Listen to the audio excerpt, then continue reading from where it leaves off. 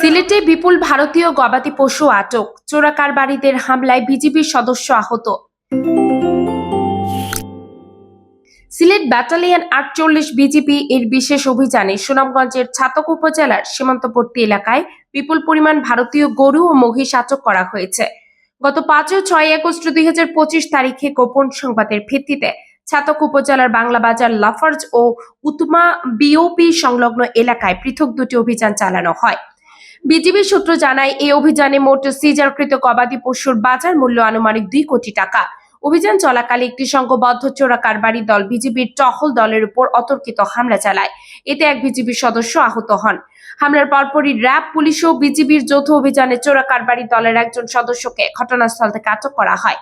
এ বিষয়ে সিলেট ব্যাটালিয়নের ৪৮ বিজিবি অধিনায়ক জানান, সীমান্ত এলাকায় নিরাপত্তা নিশ্চিতকরণ ও চোরাচালান প্রতিরোধে ঊর্ধ্বতন সদর দপ্তরের নির্দেশনা অনুযায়ী আভিযানিক কার্যক্রম ও গোয়েন্দা নজরদারি জোরদার করা হয়েছে।